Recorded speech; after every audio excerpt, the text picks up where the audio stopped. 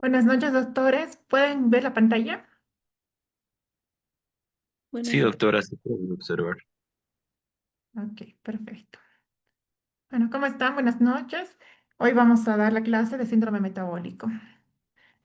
Ya todos me imagino preparándose para las elecciones y felicidades a todos los que se pueden conectar y están estudiando aquí para la residencia porque sé que esto es un esfuerzo para muchos, conectarse todos los días, escuchar una clase de 2 horas, pero les aseguro que va a valer la pena. ¿Cuál es mi objetivo ¿Cuál de es mi esta objetivo? clase? El of- ¿Pueden apagar sus micrófonos, por favor? El objetivo de esta clase es de que quisiera que termine esta clase y ustedes tengan ganas de leer muchas cosas de lo que les voy a hablar, porque ha avanzado mucho esto del síndrome metabólico, ya en otras patologías han salido las nuevas guías ayer de hipertensión arterial sistémica. Entonces, quisiera que salgan de la clase con ganas de saber más y con ganas de leer mucho más. Bueno, empecemos. Vamos a empezar con unas preguntas para que pueda memorizar los criterios de síndrome metabólico. ¿Cuál es el valor normal de glicemia? Inciso A, 105, menos de 100, menor o igual a 100 o 110. Pueden responder en el chat, por favor. Muy bien. Está excelente. B, ¿no? Porque pueden confundirles en el examen dándoles esta respuesta. Menor o igual a 100 es menos de 100. Bueno, de 99 para abajo, pues lo normal. Ahora, ¿cuál es el valor normal de triglicéridos?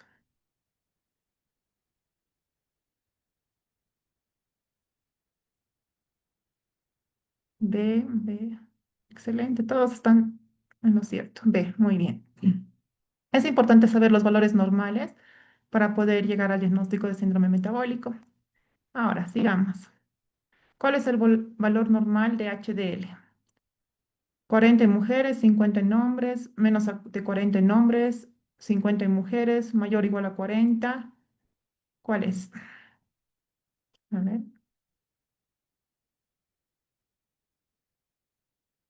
B. Muy bien, excelente. ¿Alguien dice C? ¿Mayor? Muy bien. C era confundidora, ¿verdad? ¿El HDL es bueno o es malo? el Mientras más, H, bueno, mientras bueno, más alto bueno, esté, mejor, ¿verdad? Entonces, ¿cuál sería? ¿La B o la C? ¿Cuál es el valor normal? Dice. Entonces, a ver, ¿cuál inciso sería? La B. B, C, D, A. ¿Quién dice A? Aquí ya hay diferentes respuestas. La sé, doctor. La B. Exacto, muy bien. D. Entonces, ya una vez conociendo los valores normales, ¿qué parámetros se toma en cuenta para el diagnóstico de síndrome metabólico? A, glicemia, presión arterial, perímetro abdominal. B, HDL, colesterol total, triglicéridos, perímetro abdominal. Inciso C, triglicéridos, HDL, perímetro abdominal, glicemia, presión arterial. O el inciso D, triglicéridos, HDL, colesterol total, glicemia, presión arterial. A ver, aquí la mayoría dice D, C. Tengo ya discrepancia acá. B y C. La mayoría dice C. ¿Quién más dice B? C, B. No se dejen influenciar por mí. B o C. O D. O A.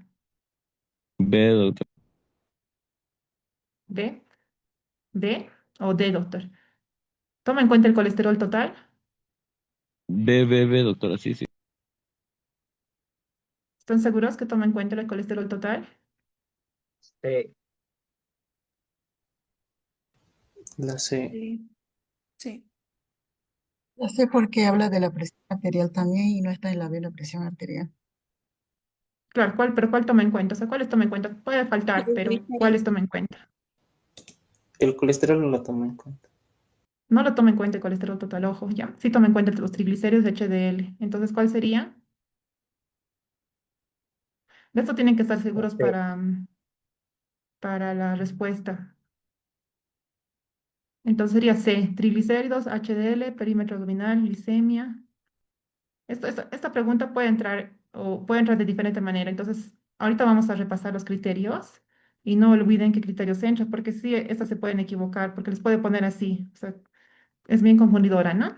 Miren, entonces, paciente de sexo, vamos a ir con un paso casi, con un caso clínico, perdone. Se trata de una paciente de sexo femenino de 40 años de edad, acude por examen ocupacional. Bueno, ya no tiene ningún síntoma, signo, nada. En el examen físico, pero sí se detecta una acantosis nígrica, el abdomen, el perímetro abdominal de 95, los signos vitales, una presión arterial 146/90, peso 75, talla 1,53. En laboratorios, glucosa de 110, colesterol de 220, el HDL 35, LDL 165 y triglicéridos 184. ¿Cuál es su sospecha diagnóstica? Pueden escribir en el chat todos los diagnósticos que sospechan. A ver. Y aparte de síndrome metabólico, que está muy bien, porque esa es la clase, ¿no? Resistencia a la insulina por la cantosis, muy bien. Obesidad, Obesidad, excelente. grado 1. ¿Qué más? Falta los diagnósticos. Está bien. Hipertensión arterial, muy bien. Falta algo. Ahora vamos a volver a mostrarles. Está bien, casi ya todos los diagnósticos me han dado, pero falta uno. Diabetes. No, no me hagan quedar mal, doctores. Ayer hemos dado el tema anteayer hemos dado el tema de diabetes. ¿Cuánto es para decir diabetes? Dislipidemia 110. mixta. Sí, 110. está bien. Pero 110 no nos da diagnóstico de diabetes. Bueno, eso también puede entrar en examen. Dislipidemia. Sí, pero ¿qué me da el diagnóstico de 110? No es diabetes. Bueno, porque diabetes es igual o mayor a Prediabetes. 100. Diabetes. Tres. Prediabetes. Muy Tres, Prediabetes. señor. bien, muy bien, muy bien. Eso no se confundan. Bueno, glicemia Diabetes. alterada en ayunas. Sería una glicemia alterada en ayunas, porque es más, ya hemos dicho que el valor normal era menor a 100, ¿no? Entonces, la 110 ya es prediabetes. ¿Y qué se diría cuando está alterado en ayuno? Glicemia alterada en ayunas, ¿no? Y si tendría una curva de tolerancia a la glucosa que estuviera en 145, sería una intolerancia a la glucosa, pero también que forma parte de una prediabetes. Entonces, tienen varios diagnósticos esta paciente, muy excelente. Bueno, entonces vamos a definir lo que es el síndrome metabólico. Son alteraciones metabólicas que confieren un mayor riesgo de enfermedad cardiovascular y también un mayor riesgo de diabetes mellitus. Entonces, está constituido por obesidad de distribución central, aumento de la grasa visceral, hay una disminución del colesterol unido a lipoproteínas de alta densidad, aumento de la presión arterial y hiperglucemia. Acá podemos ver las diferentes guías que nos mencionan lo que es el síndrome metabólico, la OMS, la GIR, la ATP3. Los más importantes, pues los que más mencionan para fines de residencia son la ATP3 y la IDF.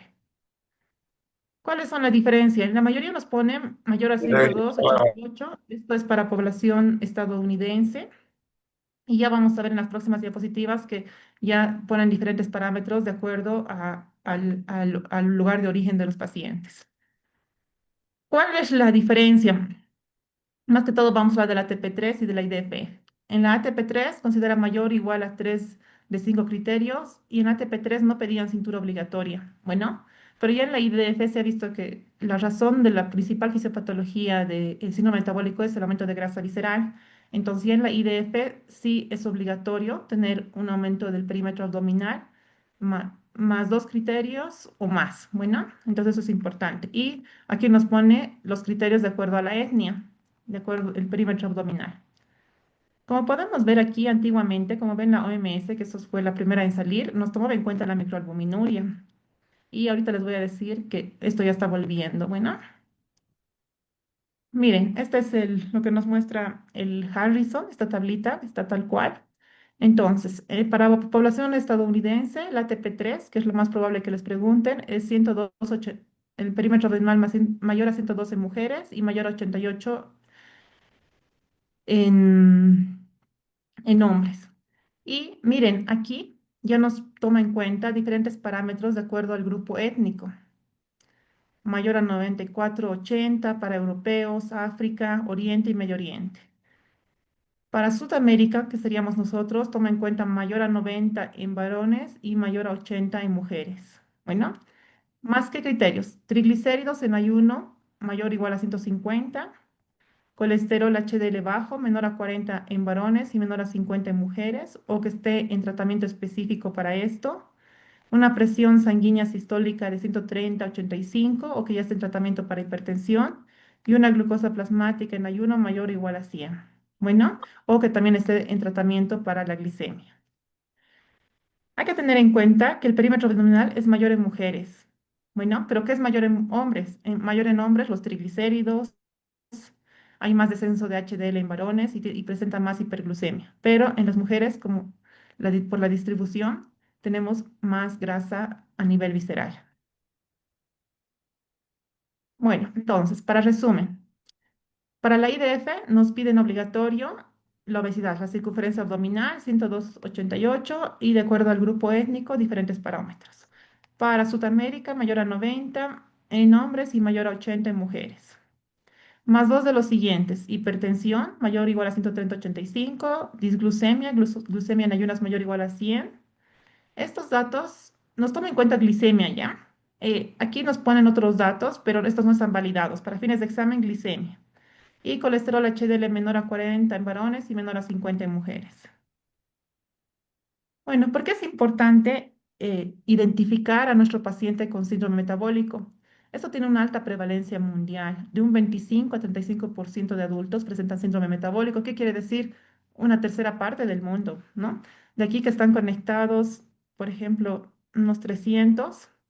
De 300, 100 pueden llegar a tener síndrome metabólico. Entonces les invito a que saliendo de la clase y mañana que van a tener tiempito, se controlen el perímetro. Bueno, el perímetro abdominal. Si ya tienen el perímetro abdominal arriba de 90 o 80, de acuerdo al sexo, ya tienen un factor de riesgo, entonces habría que hacer un laboratorio. Esto nos importa mucho porque lleva a un riesgo aumentado de enfermedad cardiovascular y también de enfermedad renal crónica. Los pacientes con síndrome metabólico pueden progresar en una insuficiencia cardíaca, una enfermedad renal y a un síndrome cardiorrenal metabólico. ¿Han escuchado hablar del síndrome cardiorrenal metabólico? A ver, en el chat puede responder. ¿Alguien sabe lo que es el síndrome cardiorrenal metabólico? A ver, si es que alguien sabe, puede escribir. No, nadie ha escuchado. Bueno, bueno, me alegra que haber agregado estas diapositivas porque es algo bien interesante que ahorita vamos a hablar. Entonces, ¿por qué es tan importante el diagnóstico de síndrome metabólico? Porque me incrementa el riesgo de enfermedad cardiovascular de 2 a 3 veces, riesgo de infarto agudo de miocardio, riesgo de accidente cerebrovascular, riesgo de enfermedad cardiovascular, e incrementa el riesgo de diabetes de 3 a 5 veces. Si nosotros identificamos en un contacto de primer nivel, segundo nivel o tercer nivel, podemos, si hacemos medidas de acción, tanto cambios en el estilo de vida, ejercicio y tratamiento, podemos retrasar esta diabetes o prevenir completamente. Y también incrementa el riesgo de mortalidad 2 veces. Entonces, por eso les digo que traten de medirse el perímetro abdominal, porque podemos reducir la mortalidad. Primero tenemos que cuidar nuestra salud para luego cuidar la salud de los demás. La prevalencia de síndrome metabólico en pacientes con cardiopatía coronaria es de 60%, más del 50%. Y en pacientes con enfermedad arterial coronaria prematura, jóvenes menos de 45 años, es del 35%. Pregunta, ¿el síndrome metabólico, el riesgo de desarrollar diabetes tipo 2 aumenta aproximadamente? ¿Qué inciso? Acedo. Sí. Excelente, muy bien. Sí, están tomando atención, está perfecto. Bueno, vamos a hablar un poquito de historia, muy, muy cortito. Klein y Gregorio Marañón, el año 1920, encontraron una estrecha relación clínica entre la presencia de hipertensión arterial, hiperglucemia e hiperuricemia, que coexistían en el mismo paciente. No lo detectaron como un síndrome, pero ya veían que podía haber varias patologías asociadas en el mismo paciente. Y en 1988 se lo conocía como síndrome X, no era síndrome metabólico. ¿Qué llamábamos al síndrome X? Como un conjunto de factores de riesgo cardiovascular, donde además de los mencionados agregó hiperinsulinemia, aparte de estos, e hipertrigliceridemia con disminución de HDL. Ya en el año 1991, de Fronzo, que han debido leer varios artículos acerca de este autor, y Ferrani llaman la insulineresistencia como un síndrome de múltiples facetas, responsable de la diabetes, de la obesidad, hipertensión, dislipidemia y enfermedad cardiovascular aterosclerótica. Y a partir de este año, recién se lo conoce como síndrome metabólico. Pregunta, uno de los siguientes no es criterio de síndrome No, metabólico según pues, la ATP3. Pueden responder en el chat. Incisos. ¿Cuál de los siguientes no es criterio?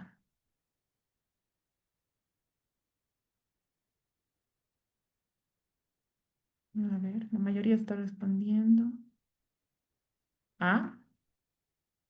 Lean bien, doctores. C. sí. La Que la- C. Sí, Muy bien, la muy bien. C. Sí. Ahí. Como hay varios As, pero no es C. Muy bien. Recuerden los valores, ¿no? HDL 30 y 40, pues no, es 40 y 50, ¿no? Ok. A los que han respondido C, excelente. A los que han respondido A, ahora sí nunca se les va a olvidar que es C. Según ATP3, ¿cuántos criterios se necesitan para síndrome metabólico? 3. Escrita. Sí. Excelente, muy bien. Bueno, aquí los que han hablado ya el 3 de 5, excelente. Ok. Bueno, un poquito de epidemiología. La prevalencia mundial varía según la edad y etnia. Hemos dicho más o menos un 35%. Está en aumento por la industrialización global. Según datos de Estados Unidos, dentro del año 2002 y 2016, la prevalencia era de un 34.7%, correspondiendo a 34.3 a mujeres y 35.1 en hombres. Y se da con mayor prevalencia en otras razas e etnias y hay un incremento significativo en jóvenes y en mujeres, que aquí muchos de los que están aquí presentes, la mayoría son jóvenes. Ok, entonces eso es lo que les decía. Vamos a ir redefiniendo términos. Muchos años se habló acerca de síndrome metabólico, pero ya hay otros términos y hay mucho avance en relación a esto de síndrome metabólico. Aquí podemos ver que el año 2003, la Asociación Americana de Cardiólogos puso un nuevo término, que es el CKR, que hace rato les hablaba, que es el síndrome cardiorrenal metabólico. Seguimos con el síndrome metabólico, no se ha perdido, pero ya está en estudio más allá, ¿qué hay más allá del síndrome metabólico? Como podemos ver en esta imagen, acá podemos ver un poquito de lo que es la fisiopatología del síndrome cardiorrenal metabólico, lo que hace un momentito les preguntaba si es que alguien ha escuchado algo de eso. Antes de que siga ya viendo el nombre completo, ¿alguien sabe un poquito acerca de este síndrome cardiorrenal? A ver, ¿pueden responder en el chat?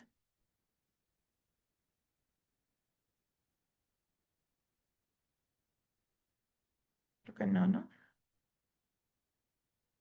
No me responden. Bueno, miren, No, doctora, primera vez que se escucha.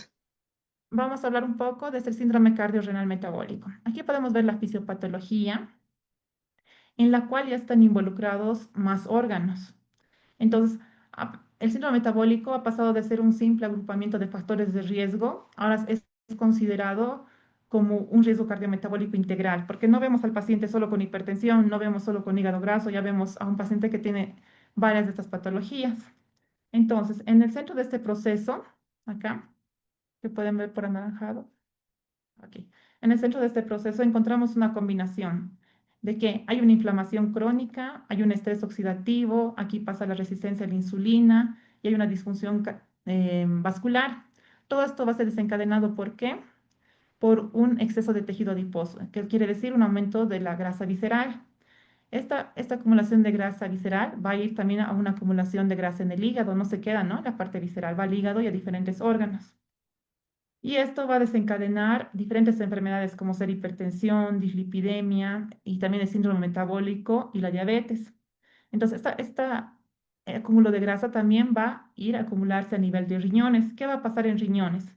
Va a favorecer una hiperfiltración glomerular que con el tiempo va a progresar hacia una glomeruloesclerosis, una fibrosis tubulointersticial y luego puede progresar hacia una enfermedad renal crónica.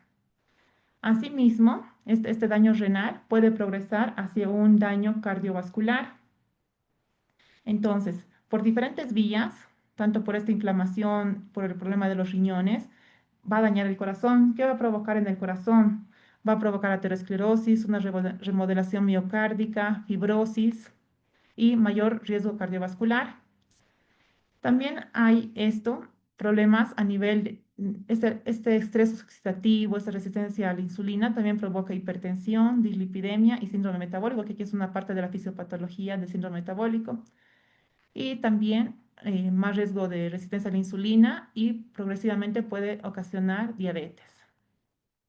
Entonces, ya luego que salió esto, en el 2023, también nos salió en este mismo año y en este mismo artículo una calculadora de riesgo cardiovascular, que ahora no la puse, pero es el Prevent. Bueno, que es importante este Prevent, porque a diferencia de de las otras calculadoras de riesgo cardiovascular, nos toma en cuenta esta fisiopatología, en la cual no solo están dañados algunos órganos, sino es un conjunto de varios de estos. Acá podemos ver que este síndrome cardiorrenal metabólico se lo divide en diferentes estadios. El estadio cero es cuando no hay factores de riesgo. Paciente joven, completamente saludable, todos sus laboratorios normales. El estadio uno ya es cuando hay una disfunción en el exceso de tejido adiposo. Aquí pueden ser los pacientes que no tengan todo el síndrome metabólico, solo tengan un criterio que puede ser solo el aumento de la grasa visceral. Bueno, generalmente acá están los pacientes con sobrepeso, obesidad y pueden tener una glicemia alterada en ayunas. O sea, pueden tener, por ejemplo, un aumento del tejido adiposo, un valor, por ejemplo, de 105 y una glicemia de 101, pero no tiene nada más, ¿no? Ya el estadio 2 es cuando hay varios factores de riesgo metabólico y aquí ya entra el síndrome metabólico. Bueno, aquí ya está el síndrome metabólico. Entonces, todos nuestros pacientes que están con síndrome metabólico están en un estadio 2 de síndrome cardiorrenal metabólico. Bueno, es importante intervenir en esta etapa porque podemos evitar el riesgo que progrese a otros estadios. Acá generalmente los pacientes tienen hipertensión, síndrome metabólico, pueden tener moderado o alto riesgo de enfermedad renal crónica, diabetes, hipertrigliceridemia. Acá también entran los pacientes que tienen otras etiologías por las cuales tienen presión alta. En el estadio 3 son los pacientes que tienen enfermedad cardiovascular pero subclínica o fallo cardíaco subclínico. En esos pacientes es importante intervenir porque si progresan a un estadio 4, pues ya no podemos retroceder. Si está en un estadio 3, sí podemos retroceder a otros estadios.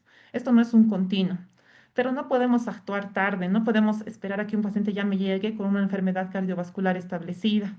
Acá en el 4 ya es cuando el paciente tiene un stroke, ha tenido un infarto agudo de miocardio, un accidente cerebrovascular, fibrilación auricular. Bueno, entonces es importante conocer si gustan les voy a pasar el artículo que es muy interesante, en el cual ya tenemos el 2023 el síndrome cardiorrenal metabólico. Pero no nos quedamos ahí.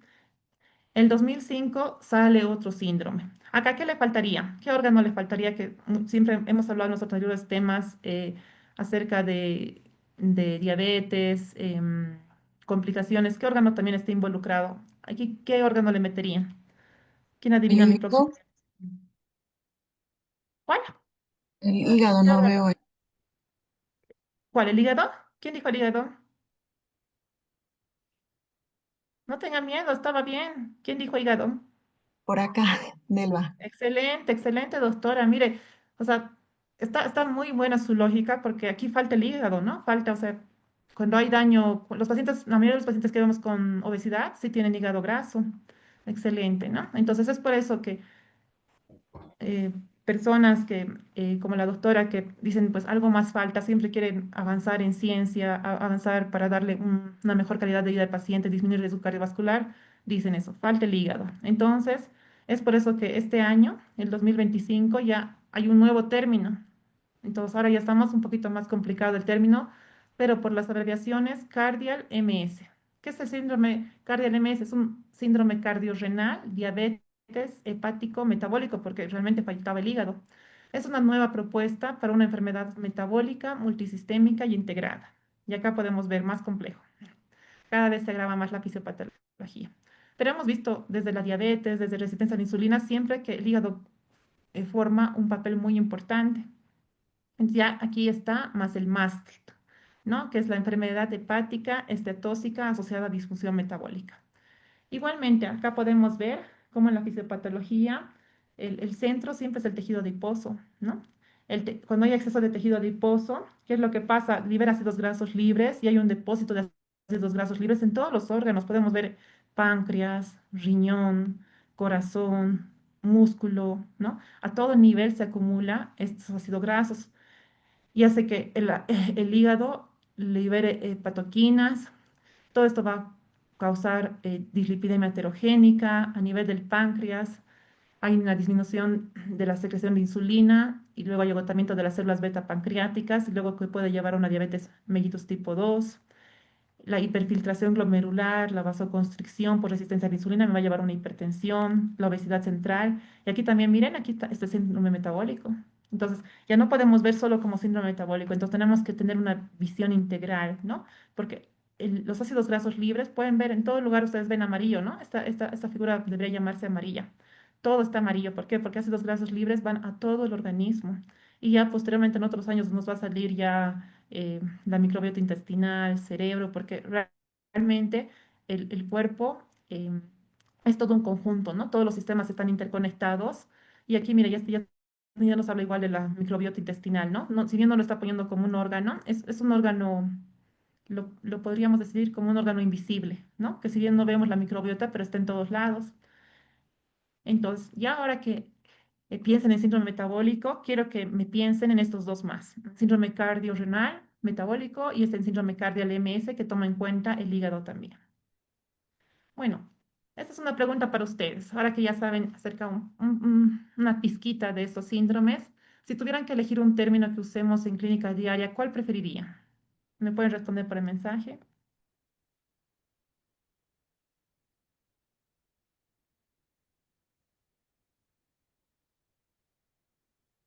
Cardial MS. Mm. Debido al síndrome puede ocurrir una cardiomegalia. Cardiomegalia, no, sí puede producir una insuficiencia cardíaca, aterosclerosis, pero también puede estar en un paciente que tiene un síndrome metabólico, sí puede tener cardiomegalia, pero no está bien asociada a la fisiopatología. Puede ser una asociación más que todo. Perfecto, ¿no? Entonces ahora ya sabemos del cardial MS. Excelente. Y ya cuando tengamos un paciente con síndrome metabólico, lo podemos también ver en qué estadio está del síndrome cardiorrenal metabólico también. Entonces, pues ahora este artículo es nuevo y ya hay muchos avances, ya han salido otros artículos después de este mencionando la importancia de identificar a pacientes en esta enfermedad. Bueno, ahora hablemos un poquito de factores de riesgo. A medida que vayamos hablando de este tema, quiero que vayan pensando en ustedes para que no se les olvide. ¿Quiénes tienen sobrepeso? ¿Quiénes tienen obesidad? Ya vamos a hablar en otra clase de la nueva definición también de obesidad. Entonces, para que se desarrolle toda la fisiopatología que hemos mostrado en clases anteriores, el tejido adiposo es el órgano principal. La adiposidad central es clave, pero los pacientes también con peso normal también pueden tener resistencia a la insulina y síndrome metabólico. Un 80% de los pacientes, ya sea con sobrepeso o obesidad, tienen síndrome metabólico. ¿Cuáles son los factores de riesgo? El estilo de vida sedentario, la inactividad física, el pasar mayor a 4 horas diarias en la tele, no siempre en la tele, puede ser computadora, puede ser trabajo. Esto va a aumentar 2 veces el riesgo de síndrome metabólico. Entonces, dentro de la anamnesis que yo realizo en mi consulta y quisiera que ustedes también lo hagan, es una buena pregunta hacerles cuánto tiempo pasa sedentario continuo. Continuo se refiere a que estoy sentado y no me paro para nada, ¿no? Porque no comenta que yo me siento, me paro, siento, paro, no, es estar continuo, ¿no? Muchos que trabajan de oficina, pues pasan mucho tiempo sentado. Lo que yo les recomiendo a mis pacientes es, pasa media hora, ideal pararse. Si puede ir al frente de su escritorio, está ideal. Si no puede, pues 2 pasos a la derecha, 2 pasos a la derecha, o por lo menos pararse. Bueno, mientras más horas pase sentado el paciente continuo, más factor de riesgo para síndrome metabólico y también para factor de riesgo cardiovascular, resistencia a la insulina. También hay variantes genéticas relacionadas con peso corporal, resistencia a la insulina y metabolismo de los lípidos y lipoproteína. El envejecimiento también es importante. Hemos dicho que en la población adulta generalmente es un 35%, pero ya en los adultos mayores afecta casi el 50%.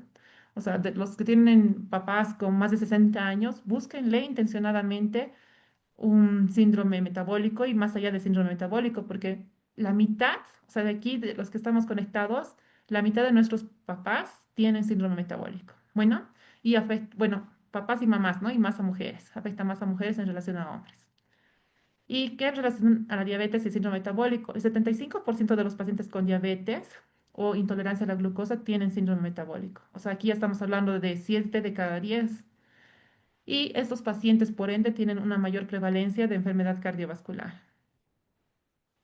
Bueno, los trastornos lipodistróficos también pueden estar relacionados con el síndrome metabólico, que es una resistencia grave a la insulina y muchos de los componentes del síndrome metabólico. Aquí podemos ver que puede ser genético familiar o puede ser también adquirida. Bueno, hablemos de la fisiopatología, que ya hemos hablado un poquito. Vamos a darle un poquito más lento para poder entender. Entonces, la historia natural del síndrome metabólico empieza con una fase de resistencia insulínica, luego va a progresar a una obesidad central, aumento de la grasa visceral, y esto puede progresar a un desarrollo de comorbilidades como ser hipertensión arterial, dislipidemia, enfermedad hepática esteatóxica asociada a disfunción metabólica y mayor riesgo cardiovascular. Entonces empieza por lo general con la resistencia a la insulina y por el exceso de tejido graso. Bueno, casi los dos están de la mano. En condiciones normales, la insulina se une a al receptor de tirosina sinasa que permite que la glucosa intracelular esté normal. Sin embargo, cuando hay resistencia a la insulina, esta llave no abre, hay un bloqueo, ¿no? Entonces hace que no pueda entrar glucosa y se acumule glucosa en el espacio extracelular. Lo primero que pasa en esto, cuando sucede la resistencia a la insulina, es que hay una hiperinsulinemia postprandial. ¿Qué quiere decir postprandial? Yo consumo, por ejemplo, un zumo de naranja con 5 naranjas, eso va a hacer que suba mi insulina, ¿no? Luego, cuando se siguen agotando las células beta pancreáticas, hay una hiperinsulinemia en ayuno y luego recién aparece la hiperglucemia.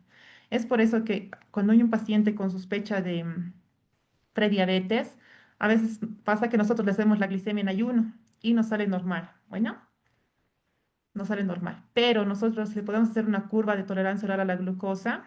Esto quiere decir con 75 gramos de glucosa nidra y nos va a salir que hay una hiperglucemia postprandial. Bueno, que sucede por esto. Y luego recién se llega a alterar la glicemia en ayuno.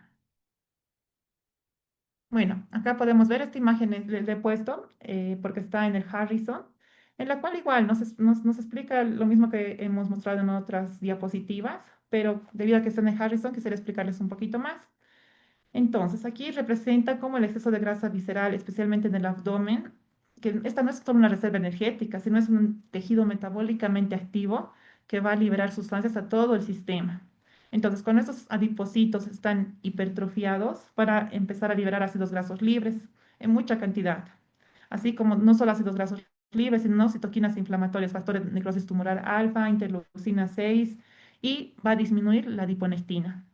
Bueno, esta adiponectina es una hormona que normalmente va a mejorar la sensibilidad a la insulina. Entonces, todo esto va a crear un estado inflamatorio crónico que va a afectar a varios órganos. En el hígado, estos ácidos grasos libres se van a transformar en triglicéridos. Estos triglicéridos van a promover la producción de VLDL y esto va a hacer que aumente el LDL y los triglicéridos plasmáticos y baje el HDL. Entonces, todo esto contribuye a lo que es una dislipidemia heterogénica, que es una típica del síndrome metabólico. Además, este hígado también va a liberar PCR, fibrinógeno, factor activador de plasminógeno, que esto qué va a hacer? Va a hacer que haya un estado protrombótico y también inflamatorio. A nivel del músculo, ¿qué es lo que pasa? La insulina ya pierde su efecto, no puede facilitar la entrada de glucosa, entonces hace que la glucosa esté elevada y el músculo comienza a acumular triglicéridos. Y esto genera aún más resistencia a la insulina, afectando el metabolismo energético. Y también hay alteración a nivel del páncreas. Esto, al detectar niveles altos de ácidos grasos libres, va a responder produciendo más insulina. En una primera etapa que hemos dicho, esa insulina va a compensar, ¿no? Va a aumentar la insulina y va a compensar. pero luego va a haber agotamiento de las células beta pancreáticas y esto puede llevar a un desarrollo de diabetes. Toda esta inflamación, varios factores van a contribuir también a los vasos sanguíneos. El aumento de los ácidos grasos libres, el aumento de la insulina, la interleucina 6, también hay una alteración en el sistema nervioso simpático, que todo esto va a contribuir hacia una hipertensión arterial. Acá hay un resumen para que ustedes lo puedan desglosar y puedan entender la imagen. Y también aquí recuerden que hemos visto en la clase de diabetes cómo la insulina se une a un receptor de membrana de tirosina sinasa, pero acá cuando hay una resistencia a la insulina, en vez de unirse al sustrato del receptor de insulina, se une a los receptores de serina y no permite la entrada de glucosa, ¿no? Exacerbándose la hiperglucemia. Bueno, entonces, esta pregunta, ¿la adiponectina suele estar alta en el síndrome metabólico, verdadero o falso?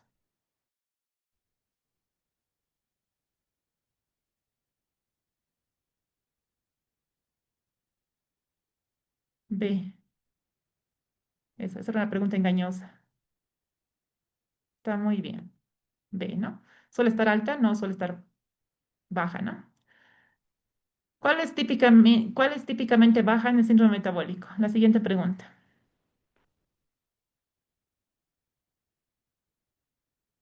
¿Cuál está baja? ¿Ah?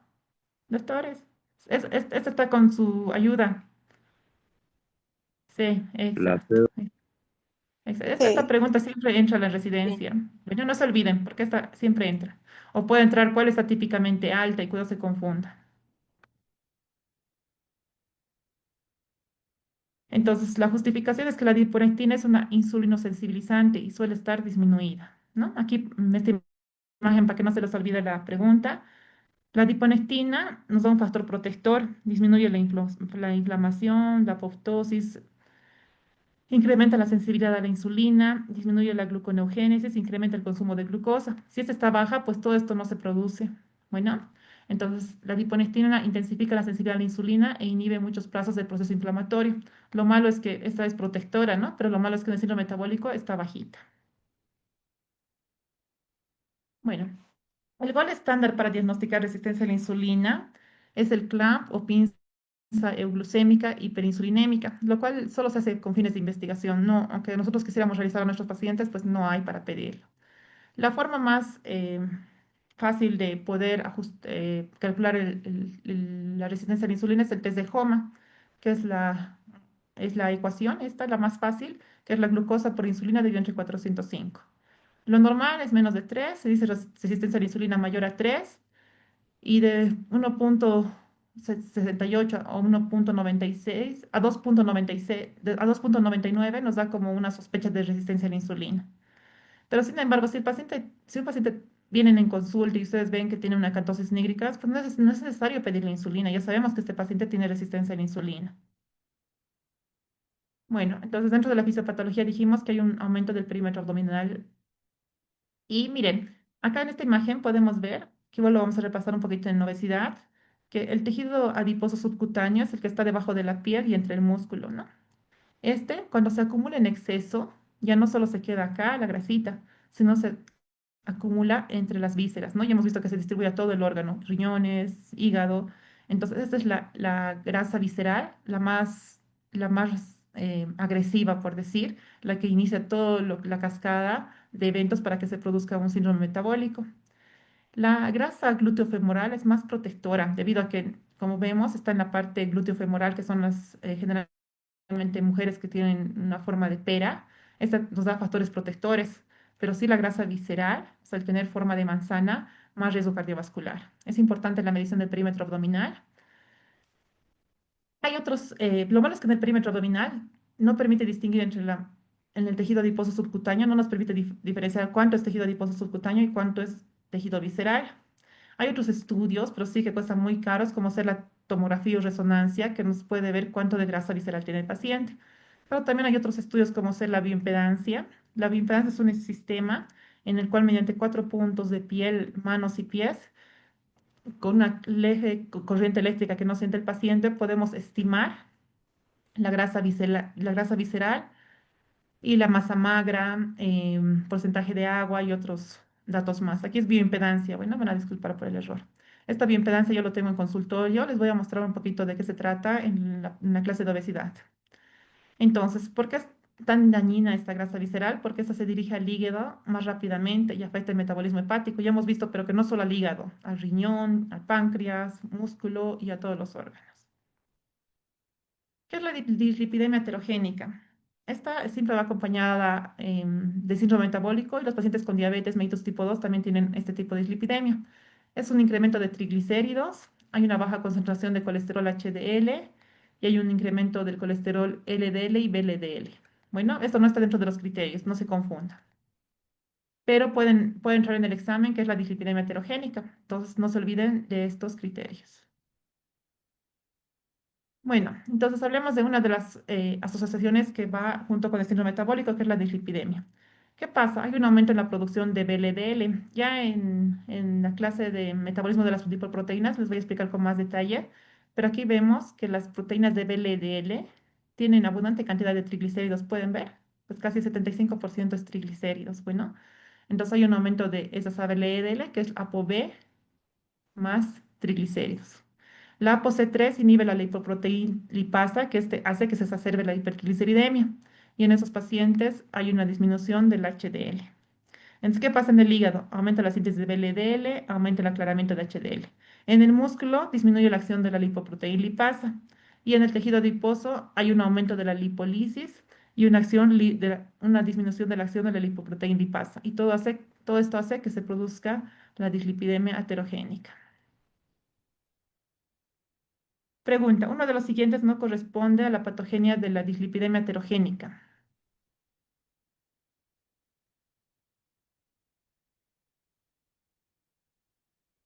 A ver, ahora. ¿C? ¿O es de la anterior respuesta? A, A, Ah, C. Está discutido aquí. Nadie dice D, E, B.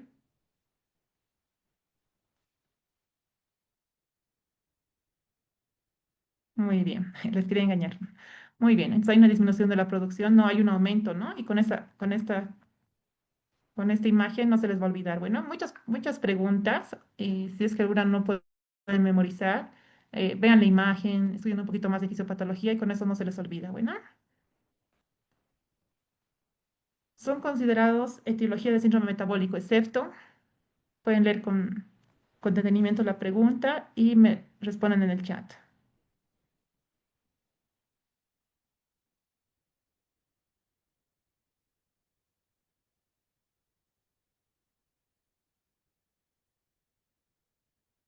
Está fácil esta, está bien fácil. Excelente. Bueno, alguien ha dicho D. No, la liponestina, ¿no? Que hemos dicho que disminuye. Esta no se pueden equivocar. Si entra algo de liponestina, no se pueden equivocar. Bueno, hablemos de manifestaciones clínicas. El síndrome metabólico no está solo, hay muchas patologías que están asociadas. Los pacientes pueden tener hiperuricemia, síndrome de ovario poliquístico, la mayoría, generalmente varones, pueden presentar apnea obstructiva del sueño, diabetes mellitus tipo 2, la enfermedad hepática esteatóxica asociada a disfunción metabólica y enfermedad cardiovascular y muchas otras enfermedades. Bueno, es importante al paciente, una vez que le hemos diagnosticado diabetes mellitus tipo 2, buscar algunas de otras enfermedades más porque pueden ir asociadas. Bueno, hablemos un poquito ¿Se acuerdan que el año pasado los que estaban les había hablado del hígado graso no alcohólico porque en esa oportunidad estaba todavía ese término, NAFLD? Pero todo cambia. Vimos que en este año hay muchos cambios en lo que es endocrinología. No creo que les pregunten los nuevos cambios, pero es bien importante que lo sepan. Bueno, es bien importante que lo sepan. Lo más probable es que le pregunten lo básico, pero siempre es bueno actualizarnos y ver qué ha salido, ¿no? Antes se llamaba NAFLD por su abreviación, que era enfermedad hepática grasa no alcohólica, pero ha cambiado ahora. Ahora nos llamamos más el D, por sus siglas en inglés, que significa enfermedad hepática esteatóxica asociada a disfunción metabólica. Entonces ya nada de hígado graso no alcohólico, bueno, porque eso es lo que decíamos, ¿no? paciente tiene hígado graso no alcohólico. Ahora es un poquito más largo el término, incluso a mí me cuesta aprenderlo, pero traten de memorizar. Enfermedad hepática esteatóxica asociada a disfunción metabólica. Entonces se dice esto cuando tiene ¿cuándo se dice que tiene esta enfermedad? Cuando tiene esto más asociación con dos factores de síndrome metabólico. Puede tener hipertrigliceridemia, puede tener hiperglucemia, entonces está asociada a una alteración metabólica también, y aquí también entran los criterios de síndrome metabólico. Entonces, repasemos aquí. Ese es el MAS, el D, han salido nuevos términos, bueno, todos estos términos. Solo para que lo sepan, el MAS, el D es una estatosis hepática más disfunción metabólica. Puedes tener el paciente sin o con bajo consumo de alcohol. Por eso he cambiado esta abreviación, porque este era que el paciente no tenía que beber con bebidas alcohólicas o no teníamos un criterio para decir qué cantidad, ¿no? Pero en esta puede ser sin o con bajo consumo de alcohol. Hay un nuevo término que es el MASH, que es este más, el D, más inflamación hepática, y aquí ya se demuestra que hay una hepatitis. Eso tiene factor de riesgo a progresar a una fibrosis y posiblemente luego una cirrosis hepática. Y hay nuevos términos que es el MET-ALD, que es una disfunción metabólica más consumo intermedio de alcohol.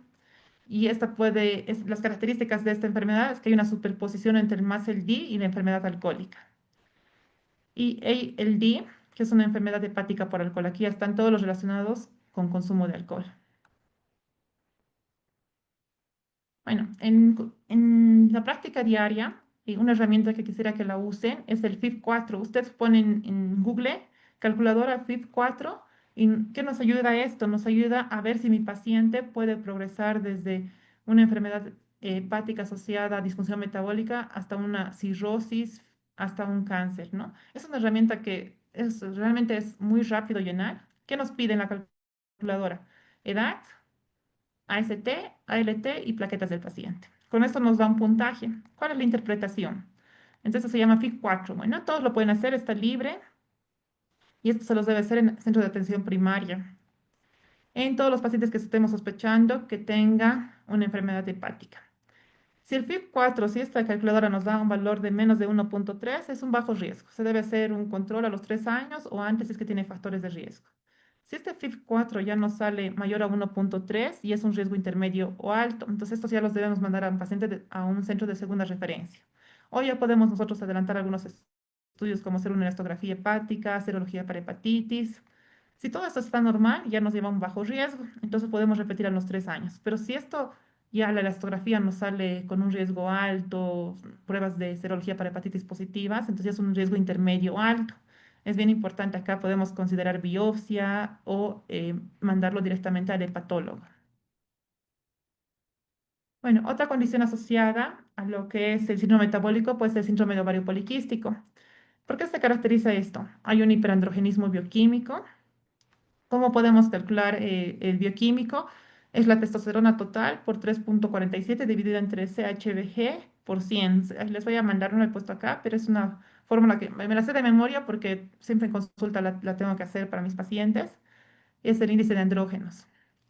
Para esto, para hacer el índice de andrógenos, generalmente necesito testosterona total y CHBG, que es globulina transportadora de hormonas sexuales. Generalmente ya otros exámenes como la de hidroepiandrosterona, se pide más que todo para pacientes que estamos sospechando patologías de diagnóstico diferencial de síndrome de ovario poliquístico, como una insuficiencia suprarrenal no clásica, que es muy raro. El hiperandrogenismo clínico se caracteriza por una puntuación de Ferriman mayor a 4 o a 8. Esto hay diferentes niveles de acuerdo a que si son latinos, asiáticos, pues lamentablemente en Bolivia no tenemos una puntuación, pero por lo general se considera mayor a 6. Aquí con fines del libro, Harrison, mayor de 4 a 8. Y esto es lo que les decía, debe considerarse de acuerdo a la etnia del paciente. Oligo o anovulación. ¿A qué se refiere esto? Oligoamenorrea, que le preguntamos al paciente cuándo ha sido su fecha de última menstruación, cómo son sus ciclos, son regulares, son irregulares, cada qué tiempo le viene, ¿no? Si son ciclos con más de 35 días de diferencia o menos de 8, entonces, o menos de 8 menstruaciones al año. A veces nos dice el paciente, no, 3 meses no me ha venido, y usted le decimos, usted más o menos díganos cuántos ciclos ha tenido al año. Ahora es más fácil esta evaluación porque la mayoría tienen sus, la aplicación en sus celulares, entonces podemos saber cuántos ciclos ha tenido. Y hay que ver la morfología del ovario poliquístico. Esto ha cambiado. Anteriormente, pues era 12, luego 15 y ahora con los equipos de última tecnología ya se pueden ver en ecografía las imágenes más pequeñas.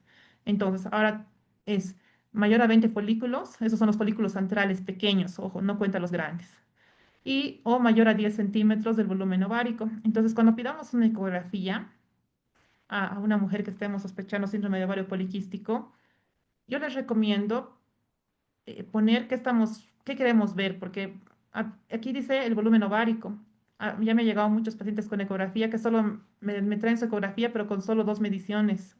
Yo para saber el volumen ovárico necesito 3 mediciones del ovario. Entonces, yo qué les pongo, y este tip les pasa a ustedes.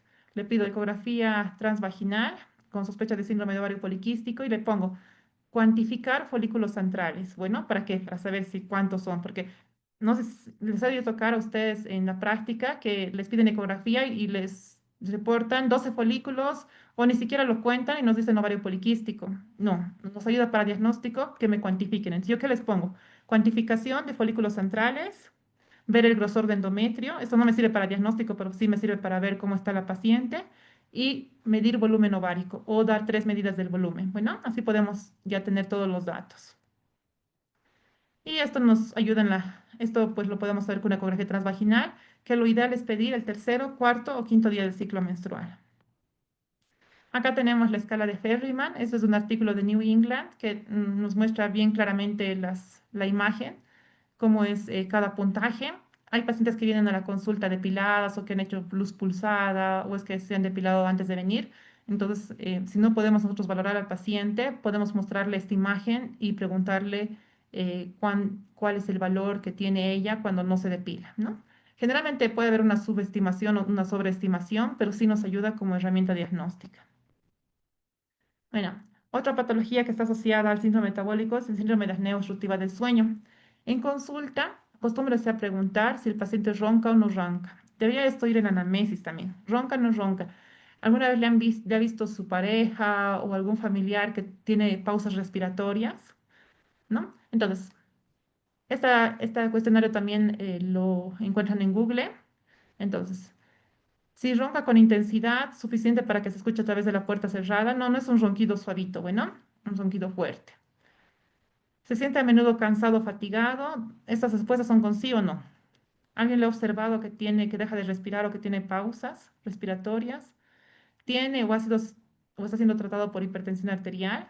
Acá ya le miden el índice de masa corporal, ya es un punto cuando es el índice de masa corporal más de 35, si tiene más de 50 años y si la circunferencia del cuello es más de 40 centímetros. Y si es sexo masculino, más riesgo, porque es más frecuente en varones. Si el paciente presenta 3 o más respuestas positivas, sí tiene un riesgo de SAOS. Entonces, aquí, ¿qué debemos hacer? Mandarle al especialista en sueño. Hay acá en La Paz como 3 especialistas en sueño, que son neumólogos y tienen una subespecialidad en clínica del sueño. Entonces, bien importante tratar esto. Enfermedad cardiovascular. Acá podemos ver en este estudio, les he querido traer, porque vemos que cuando el paciente tiene tabaquismo, aumenta el riesgo cardiovascular 2 veces 31. Igual, aquí hay varios criterios de lo que es el síndrome metabólico. Si el paciente tiene hipertensión, aumenta el riesgo 2,81. De acuerdo al perímetro abdominal, igual, el estrés, el ejercicio regular, si el paciente consume, si es ejercicio, mire, más bien bajito el riesgo cardiovascular. Si consume frutas o vegetales, entonces es bien importante la anamnesis y varios factores de síndrome metabólico porque me ayuda a predecir riesgo cardiovascular y a actuar en etapas tempranas para reducir mortalidad. Pregunta, una de estas no corresponde a patologías asociadas a síndrome metabólico. ¿Pueden responder en el chat? Eh, todas.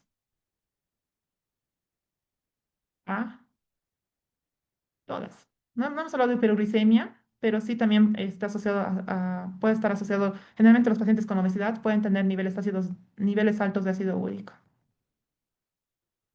Bueno, entonces ya para el diagnóstico tenemos que ver de manera global a mi paciente, vamos a pedir lípidos, háganse en un checklist en consulta, ¿qué tienen que pedirle? Glucosa, creatinina, hemoglobina glicosilada. En algunos pacientes podemos pedir insulina, aunque no es recomendable de rutina. La proteína C también ya está en estudio porque la obesidad es un estado inflamatorio crónico, pero de bajo leve, de grado leve. Entonces el paciente también puede tener elevaciones de PCR, ya pedir pruebas en mujeres con sospecha de síndrome de ovario poliquístico, FSH, LH, testosterona, CHBG, y a todo eso se añade para ya englobar más a nuestro paciente. También ya ahora, en las últimas guías de la hipertensión arterial, ya nos recomiendan pedir albuminuria a todos los pacientes. Y es importante también realizar diferentes scores cardiovascular. Cualquiera lo pueden hacer, pues uno que yo les recomiendo es el Prevent o el de la AJA, cualquiera, pero sí es importante calcular el riesgo cardiovascular en mi paciente. Ya para el tratamiento es importante los cambios en el estilo de vida. La dieta DASH está recomendada, actividad física, modificación en el comportamiento. Y todo esto no lo vamos a lograr solo nosotros. Tenemos que hacer con un trabajo multidisciplinario, con psicología, también en trabajo con nutrición y en ocasiones con otras especialidades como ser clínica del sueño. Ya si el paciente tiene alguna otra enfermedad, tal vez le tengamos que derivar a nefrología si tiene alto riesgo de progresar a enfermedad renal crónica estadio 4. Entonces, dentro del estilo de vida, el objetivo principal es cambios en el estilo de vida. Siempre la base para cualquier patología va a ser cambios en el estilo de vida. Se debe crear un equilibrio entre los requerimientos calóricos y la ingesta. Se recomienda actividad física de 75 a 150 minutos, pero que combine ejercicio aeróbico y entrenamiento de resistencia. Las anteriores guías, hace 3 años, todas nos recomendaban solo esto. 75 a 150 minutos y casi ninguna mencionaba el entrenamiento de resistencia. Es muy importante hacer ejercicios de resistencia muscular porque esto nos ayuda a tener buena masa muscular. Y recuerden que la glucosa también y la insulina actúa en el músculo. Bueno, entonces, y mientras más masa muscular, mejor el sistema inmune, em, más estabilidad, menos riesgo de osteoporosis. O sea, el músculo tiene muchos beneficios. Bueno, entonces es importante al paciente no solo decirle, digamos, haga zumba. Aparte de zumba, sí combine con ejercicios de resistencia muscular. Una dieta saludable, rica en verduras, frutas, legumbres, cereales integrales, nueces y pescados. Se debe evitar alimentos procesados, carbohidratos refinados. ¿A qué se refiere con carbohidratos refinados? A todo lo modificado, ¿no? Los pasteles, las pipocas dulces. ¿A qué más? El maní, por ejemplo, con azúcar. Un carbohidrato simple sería el maní simple, ¿no? Pero ya esos carbohidratos, esos manís rellenos de dulce ya serían carbohidratos refinados. Reducir el sodio, evitar el consumo de tabaco. Igual dentro de la anamnesis es bien importante preguntar al paciente si fuma o no fuma. Si el paciente fuma, aumenta mucho su riesgo cardiovascular. Buena higiene del sueño. ¿A qué se refiere con esto? Se debe preguntar al paciente cuántas horas duerme. A veces te dicen, doctora, duermo desde las 10 hasta las 8. Bueno, aparentemente está durmiendo bien, pero se le tiene que preguntar, ¿y tiene despertares en ese tramo? Buena higiene del sueño se refiere a no consumir muchos líquidos en la noche, no consumir café, chocolates, mucho condimento en la noche para poder lograr un buen sueño, nada de pantallas 45 minutos antes, tener un hábitat, un dormitorio tranquilo, si tiene cortinas claras, recomendarle que lo ponga en cortinas oscuras si es que la luz de la mañana le va a impedir el sueño. Bueno, muchas cosas para hacer una buena higiene del sueño. Se debe disminuir el consumo de alcohol, reducir el peso corporal. Es importante al paciente decirle reducir del 5 al 10% del peso corporal, inicialmente durante las 12 semanas, con actividad física y déficit calórico. Y recomendaciones adicionales, apoyo social, ver la familia, manejo del estrés, el aspecto socioeconómico también es muy importante.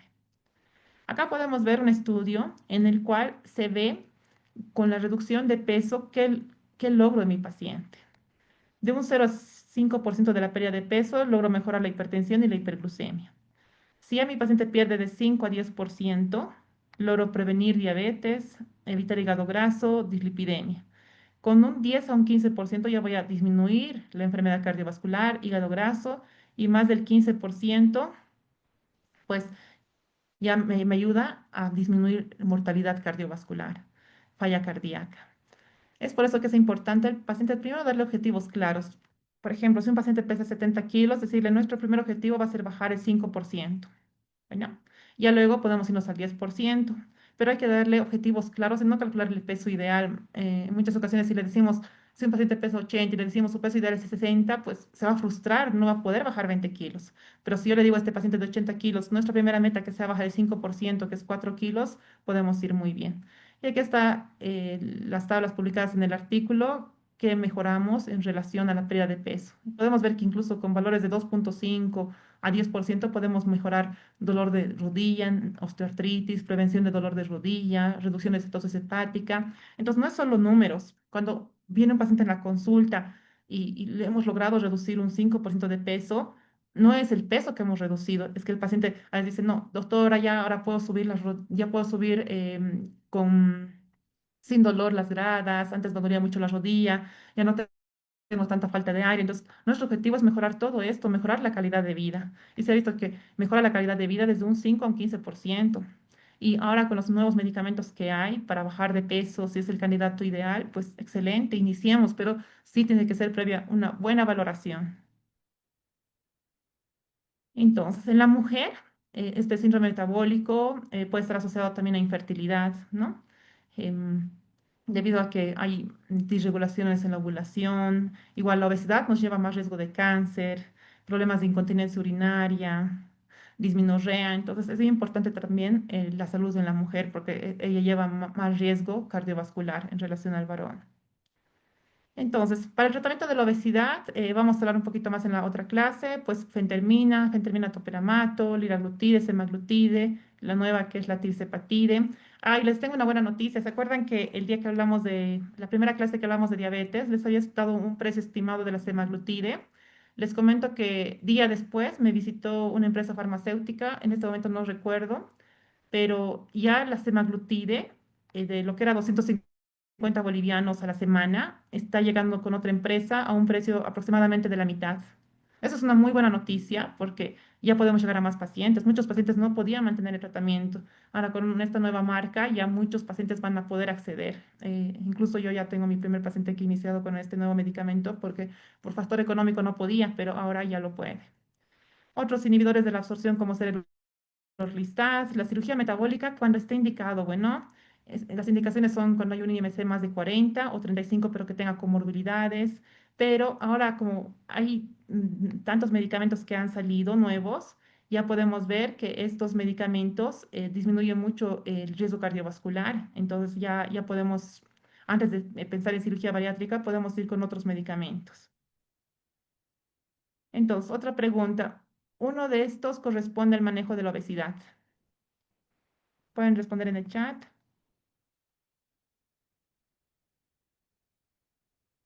Sí, ahorita les digo el laboratorio. Pero ojo que no lo venden así, ¿no? Lo venden con receta y tiene que, vamos a hablar en obesidad un poquito más detalle, que, que es importante para iniciar el medicamento. Ya, primero, no se distraigan con el medicamento, ve la respuesta.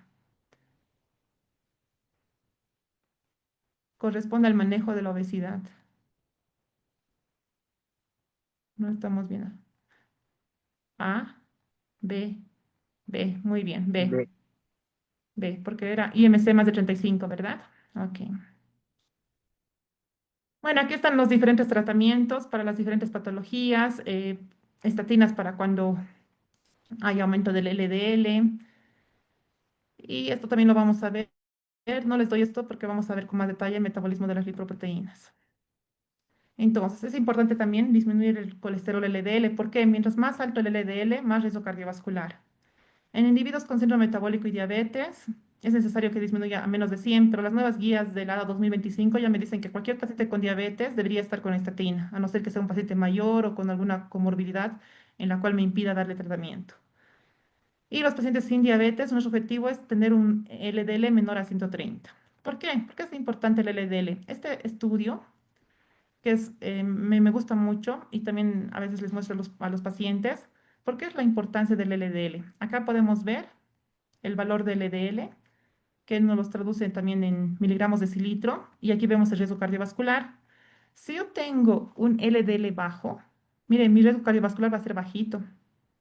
Pero si yo ya empiezo a aumentar los valores de LDL, va a aumentar mi riesgo cardiovascular. Bueno, entonces cuando aumenta el riesgo cardiovascular ya tengo objetivos más bajos. Si tengo un riesgo cardiovascular muy alto, ya no va a ser mi objetivo de LDL menos de 100, ya va a estar aquí a 55. Entonces mucho depende, de acuerdo, aquí está, de acuerdo al score cardiovascular. Si mi score es de 1 a 5%, pues puedo dar estatinas de moderada intensidad. Si mi score es de 5 a 10%, ya daré estatinas de alta intensidad, pero si mi score es muy grave, es muy alto, ya le daré estatinas de muy alta intensidad. Bueno, y o tal vez aquí ya juntaré una atorvastatina con ezetimibe. Bueno, en los triglicéridos, aquí también en las nuevas guías, antes recomendaba más los fibratos y en las nuevas guías que les voy a traer en la próxima clase, ya nos hablan de, incluso con los triglicéridos están menos de 500, iniciar estatinas como de primera línea. Más de 500 y con fines de examen, fibratos. Bueno, fenofibrato preferido con las estatinas. Pues fines de examen, ya en la próxima clase, no sé qué día nos toca metabolismo de las lipoproteínas, les voy a explicar un poquito con más detalle de lo que es los triglicéridos, la torvastatina. El ácido nicotínico hay que usar según tolerancia, no lo tenemos en Bolivia y esto con detalle en otra clase. Entonces, en los triglicéridos se recomienda que la concentración en ayuno esté menos de 150. Cuando está menos de 500, con cambios en el estilo de vida, disminuir los carbohidratos simples, van a bajar los valores de triglicéridos sin necesidad de tratamiento. En los triglicéridos muy altos, arriba de 500 fibratos, por ejemplo, genfibrosilo o fenofibrato, que esos están, es que esos están relacionados con una disminución de un 35 a 50%. No conviene iniciar fenfibrosilo y atorvastatina. ¿Por qué? Porque aumenta el riesgo de miopatías. Bueno, y si el paciente ya presenta una miopatía, la agrava. Entonces siempre se prefiere el fenofibrato en relación, si queremos juntar fibratos más estatinas, siempre el fenofibrato, bueno, en relación al riesgo de miopatía. Entonces, pregunta, ¿el uso concomitante con medicamentos metabolizados por citocromo P450, cuál agrava la miopatía? Ahorita les acabo de decir. En fibro. A ver. Sí, exacto, muy bien. Sí, gemfibrocil. El fármaco la dirección que disminuye los niveles de triglicéridos en un 30 a 45%. Eso también no se pueden equivocar porque les acabo de decir. Sí, excelente. Fibratos, excelente. Bueno, dentro del HDL, pues para aumentar el HDL, poco efecto en la mayoría de los medicamentos, modesto aumento. Miren, estatina 5 a 10%, fibratos también muy poquito. La mayoría. Sí, el ácido nicotínico tiene un aumento significativo, alrededor del 30%. Bueno, pero lo malo es que esto no ha demostrado beneficio cardiovascular, es por eso que no lo usamos. Pero a fines de examen, ¿cuál es el que tiene más impacto? La mayoría sin efecto o 5 o 10%, pero el que tiene más impacto es el ácido nicotínico. Bueno, y aquí esta imagen, en la cual no sé si muchos ayer han visto justo ayer salió la nueva definición de hipertensión arterial de 2025. ¿Alguien ha podido revisar algo? ¿Alguien apasionado por las guías? A ver, ahí contéstenme en el examen, en el chat. Nada. Bueno, yo estaba emocionada, ¿no? Dice las guías 2025, a ver qué nos trae. Pero cuando lo vemos, dice, lleva sacando esos valores desde 2017. Eso es un chiste, bueno, pero es que es la verdad. Sí, de 2017 siguen los mismos valores, pero sí hay algunos cambios. No es todo igual. Sí, siempre van a mejorar y van a salir nuevas cosas. Bueno, aquí está lo último en el diagnóstico y tratamiento de la hipertensión arterial y no hemos cambiado las cifras, pero sí hemos cambiado algunas cosas. Presión normal, menos de 120/80. Bueno, aquí debemos reforzar los hábitos de vida saludable. Hipertensión que esté elevada, no es hipertensión, pero como una prehipertensión de 120 a 129 y la diastólica menos de 180. Aquí no está indicado fármacos, sí se debe hacer intervenciones en estilo de vida. Entonces, ahora lo divide hipertensión en etapa 1 y hipertensión en etapa 2. Aquí ya. Hipertensión en etapa 1 de 130, la sistólica 139, la diastólica de 80 a 89. Aquí, ¿en qué pacientes vamos a indicar fármacos? Cuando hay enfermedad cardiovascular clínica o el paciente tiene diabetes. Entonces, si mi paciente ya viene con 130, 135, 81 y comprobamos, no una sola toma, ¿no? Porque en una sola toma puede ser que tenga una hipertensión de la bata blanca. Bueno, tenemos que confirmar. Si confirmamos si tiene diabetes, ya le iniciamos tratamiento. O tiene enfermedad renal crónica o factor de riesgo cardiovascular. Este Prevent es muy accesible. Sí, hay que aceptar términos para poder hacerla, pero sí les aconsejo que vayan midiendo a sus pacientes el Score Prevent, que nos ayuda mucho. ¿Por qué nos ayuda mucho este Score Prevent? La mayoría de las calculadoras antiguas solo nos veía el riesgo cardiovascular de 10 años. Lo bueno es que con este Prevent puedo ver el riesgo cardiovascular a 30 años, ¿no? Porque a un paciente le digo, pues a 10 años tiene un riesgo cardiovascular bajito, pero a 30 años aumenta su riesgo cardiovascular, entonces el paciente ya va a hacer más énfasis en cambiar sus estilos de vida. Y si el riesgo es bajito en el Prevent, menos de 7,5, ¿qué se debe hacer? Intervenciones en el estilo de vida por 3 a 6 meses. Si en 3 a 6 meses con cambios en el estilo de vida, ejercicio, dieta, no logramos mantener, sigue con cifras tensionales altas, entonces ya debemos indicar medicación.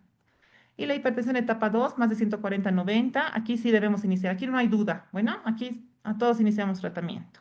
Lo ideal es combinación, de una vez combinar medicamentos. Bueno, no, antes solo era losartán, ¿no? Ahora no, losartán más hidroclorotazida, telmisartán, más hidroclorotazida, olmesartán, más hidroclorotazida, o más amlodipino de acuerdo a alguna comorbilidad que presente el paciente. Entonces, también las guías incorpora, ¿qué es lo nuevo que he visto en esas guías? No he revisado todo, no les voy a mentir, he revisado lo más básico.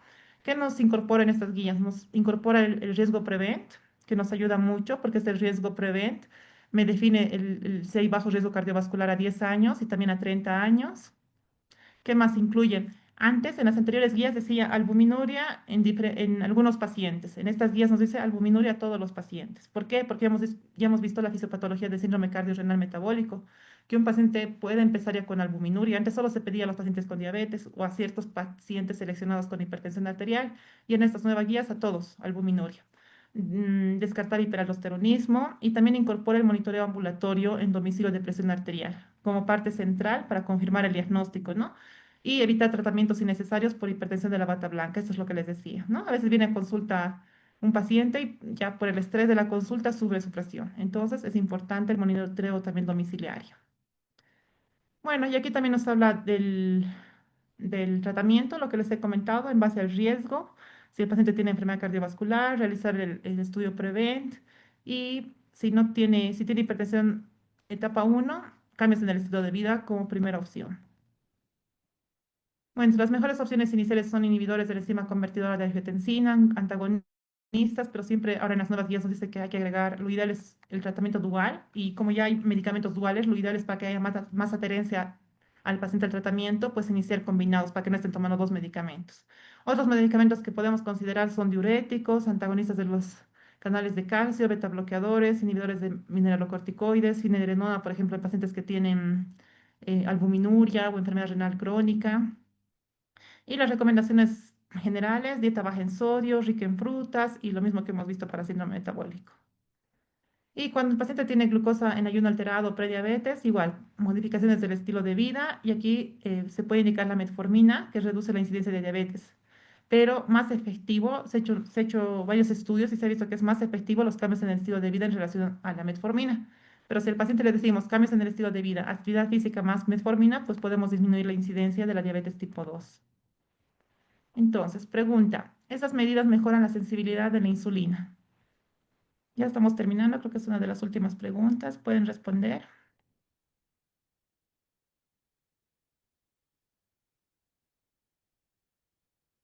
B, muy bien, excelente.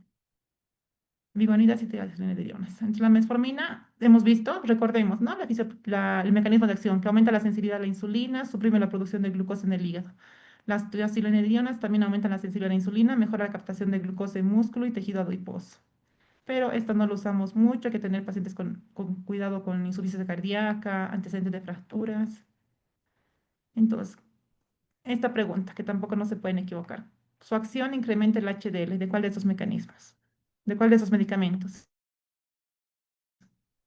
Hemos hablado de eso. Exacto, la cena. Muy bien, ácido nicotínico. Entonces, ya en esta paciente que hemos visto en un inicio, pues ya tenemos una visión más clara, ¿no? A un principio sí decíamos, tiene ciertos valores alterados, pero ahora ya sabemos que el paciente tiene una prediabetes, tiene una dislipidemia mixta, aparte ya está entrando en un estadio 2 de síndrome cardiorrenal metabólico, tiene factor de riesgo para hígado graso. Lo más probable es esta paciente que si le pedimos pruebas de función hepática estén elevadas. Entonces, en esta paciente podríamos irnos con agonistas del receptor de GLP-1. Eso me olvidó decirles.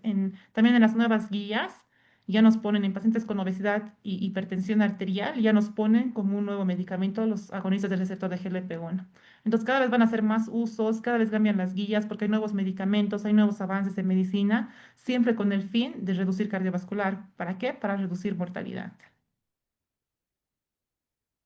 Gracias, doctores. Si tienen alguna duda, pueden preguntar en el chat o también pueden activar sus micrófonos.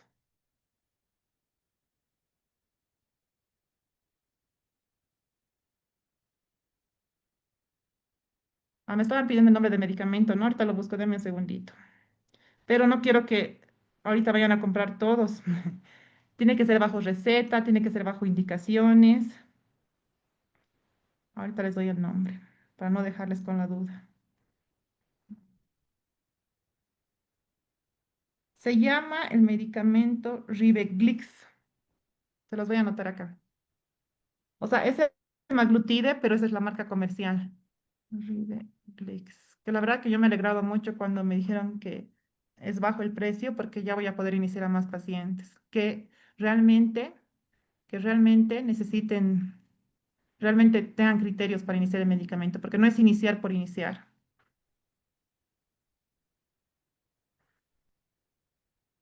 Sí, pues hay que disminuir la grasa visceral, muy, muy importante, porque hemos dicho que esto es la base de todo.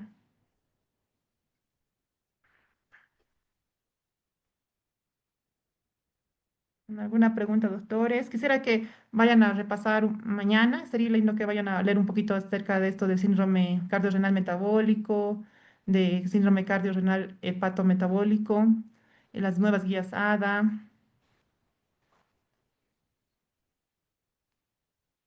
Y también le voy a pasar al doctor. Ahorita acabo de recordar que desde la primera clase les quería decir, hay una, ahora hay mucho de inteligencia artificial, bueno, y hay que saber usarlo a nuestro favor.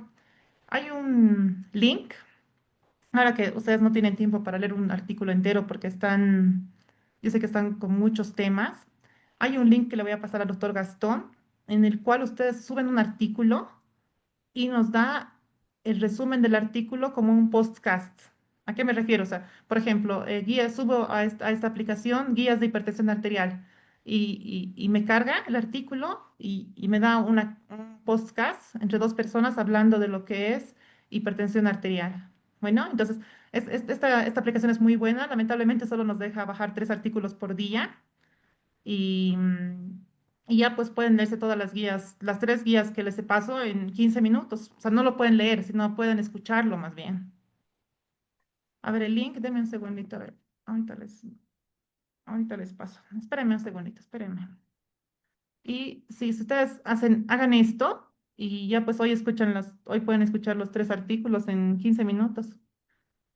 Hay que ir investigando más de inteligencia artificial. Yo la verdad, me pasan algunas cosas veo, pero pues cuando me han pasado este link, me he emocionado mucho porque pues podía revisar un artículo en 5 minutos, y ni siquiera revisarlo, ¿no? Ni siquiera leerlo, escucharlo tranquilamente. Los primeros días estaba muy emocionada, pero ya después lo he dejado, pero igualmente ayuda mucho. Ahorita les paso.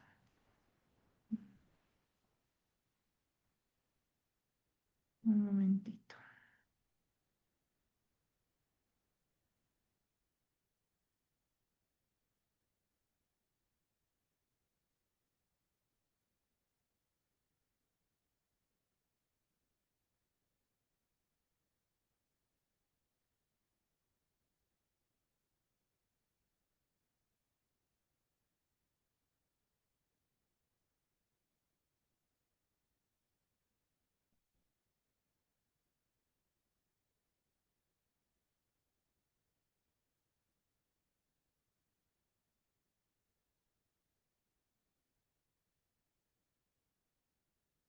Aquí está. Aquí está el link. Entonces, ustedes ahí, ¿qué es lo que van a hacer? Dice, hay 3 opciones. Dice subir un artículo, el PDF o subir el link y ya. El porcentaje de reducción de peso por porcentaje, cada cuánto tiempo se lleva a cada meta. Mira, las metas se dan en 3 a 6 meses, pero no es estricto.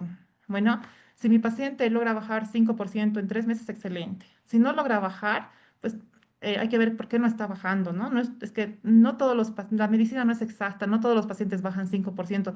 Incluso hay pacientes que el primer mes, en un mes, logran bajar el 5%, pero nuestra meta va a ser en 3 a 6 meses. La fórmula, ¿de qué fórmula me está hablando? Sí, el doctor el doctor de fórmula me está hablando, pero la verdad no sé de qué fórmula. El artículo científico del día. Y ahorita les paso los artículos también.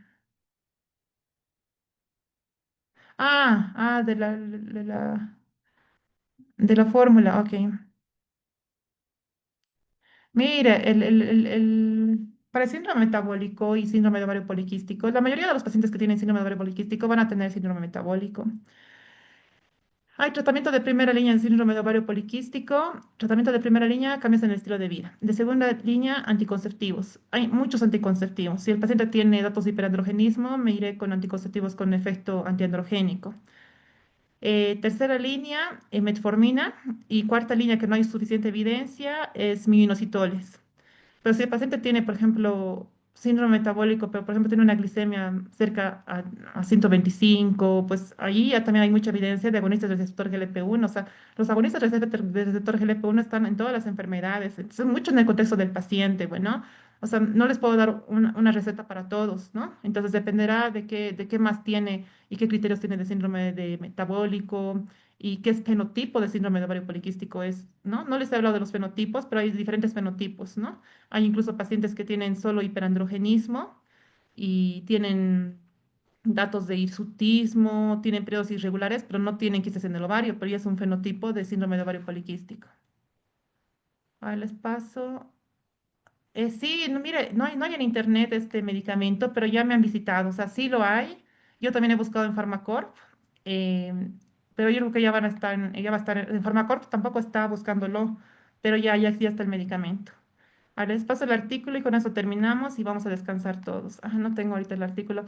Miren, yo le paso al doctor Gastón, me comprometo a pasarle mañana. Bueno, doctores, que tengan un buen descanso, piensen bien para ir a votar. Y este es un tema muy lindo, me ha gustado mucho actualizarlo. Lo he actualizado hoy básicamente porque hay mucho que poner. Y la verdad es de que cada vez sale nueva evidencia y eso nos incentiva a leer más. Quisiera que prueben esta aplicación del artículo para que, pues, en 5 minutos, miren, con la inteligencia artificial antes teníamos que leer 2 horas un artículo y ahora con la inteligencia artificial podemos escuchar un artículo. Con gusto, doctores, que tengan un buen descanso. Hasta luego. Gracias, Les voy doctora. a pasar, les voy a pasar también la clase al doctor Gastón para que les pase, ¿listo? Está muy diferente a la del Cierto. año pasado. Sí, está con mucha actualización porque han salido nuevas cosas este año. Que tengan un buen descanso. Hasta luego, doctores. Hasta luego, doctora. Muchas gracias. ¿Qué Siguiente clase tema, de ya, y con eso tema? terminamos. Ahorita me fijo. El siguiente tema.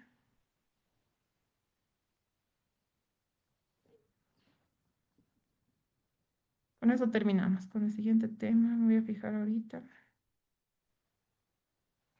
Siguiente tema, trastorno del metabolismo de las lipoproteínas. Bueno, hasta luego, doctores. Gracias. Hasta luego, doctora. Hasta luego.